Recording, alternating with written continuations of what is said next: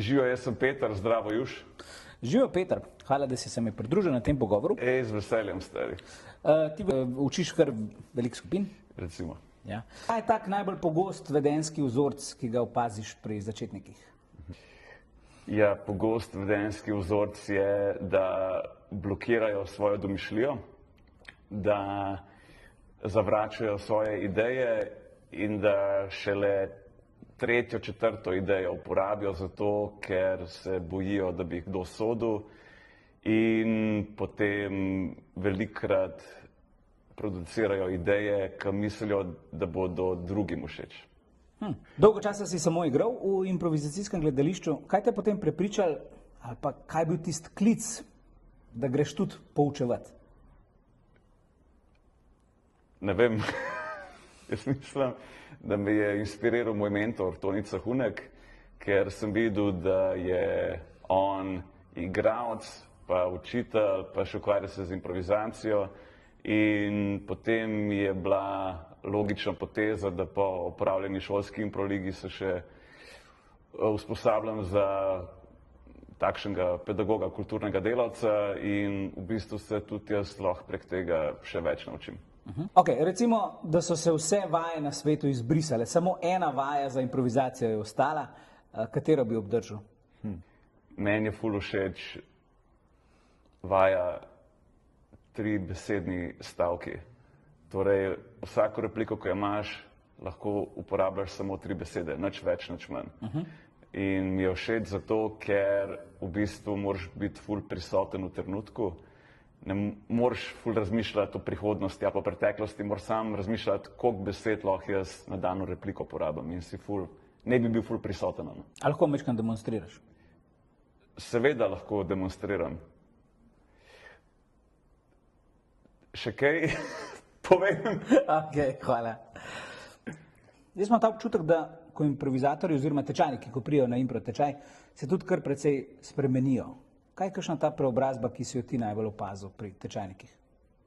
Vidiš ljudi, da so malo bolj sproščeni, da malo bolj poslušajo, predvsem pa se ne bojijo izgubiti kontrole, bolj se prepuščajo drugim vplivom in vidiš v pogovoru, da niso toliko navezani na ideje, pa so bolj fluidni in ja, vidiš, da bolj uživajo, bolj poslušajo in manj imajo straha pred neznanjem in pred izgubo kontrole. Jaz vem, da je improvizatorje težko rangirati, kdo je zdaj dober, kdo je odličen. Ponavadi govorimo o začetnikih, pa potem tistih srednjih, pa seveda zelo izkušenih. Ampak recimo, kaj se tebi zdi, da loči dobrega improvizatorja od odličnega? Jaz mislim, da je dober improvizator tisti, ki je prijazen, predvsem.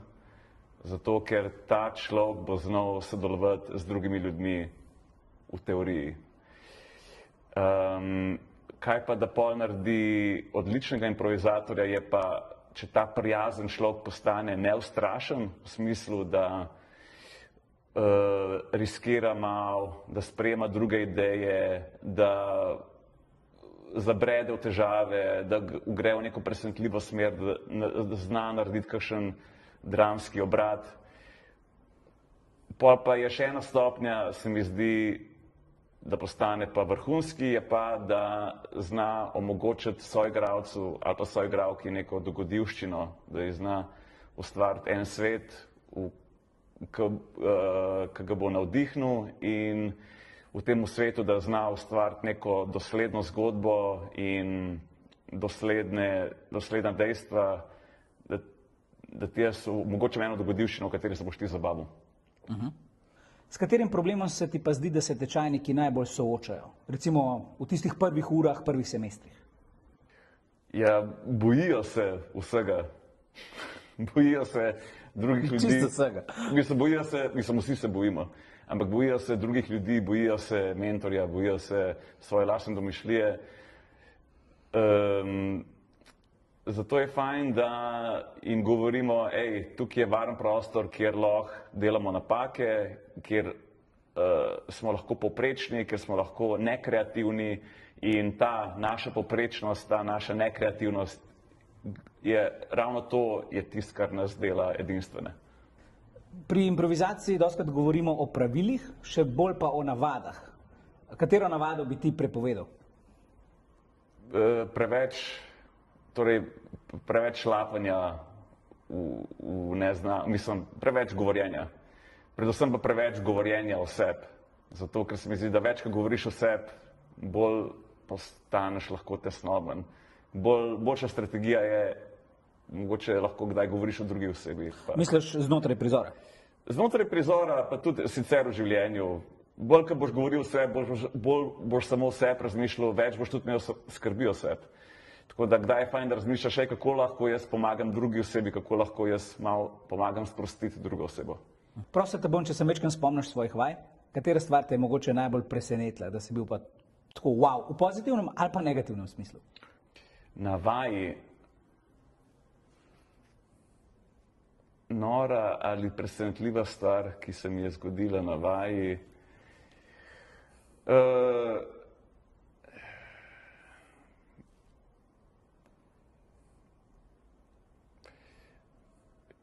Ja, ne vem, kdaj so ljudje samo odšli iz vaje. Prosti, kaj to pomeni? V smislu, nekaj se je zgodilo, pa jim ni bilo všeč, pa so rekli, ja, veš kaj, jaz ne morem zdaj tako več nadaljevati, pa so sam šli. In so se potem vrnili? Mislim, tisti dan ne. So se vrnili, ampak sem bil tako, nikoli ne veš, kaj bo sprožil določene ljudi in tudi ne moreš jih soditi, pa je samo vprašanje, kako se lahko z njimi ti soočaš, kako jim lahko pomagaš v danem trenutku, pa tudi po vaji, da prideš v stik z njimi in probaš ugotoviti, kaj je narobe in kako lahko pomagaš.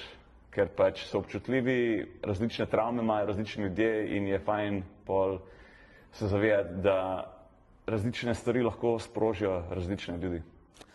A imaš ti kakšno najljubšo igro, ki te vedno spravi v dobro voljo, ne glede na to, ali jo ti igraš ali jo igrajo tvoji tečajniki? Meni je vedno fajn, da si napišemo karakterje na listke papirja, pa si jih damo v klobuk, potem pa izžrebamo te karakterje in potem jih moramo igrati. Lahko daš kakšen primer, kakšnega karakterja? Ja, seveda. Vedoželen, zbiratelj, školjk na Luni. Pa daj še enega povej, ki boš malo hitrejega povedal. Militantna učiteljica na bazenu. Ok, hvala. Ok, zadnje vprašanje, mogoče najtežje. Kako bi opisal svoje poslanstvo kot mentor? A kaj razmišljaš o tem? Moje poslanstvo bi bilo, da skušam zagotoviti ljudem, da smo vsi krhki in občutljivi in da vsi skušamo samo obstajati v tem svetu, ki je poln nevarnosti in preprek.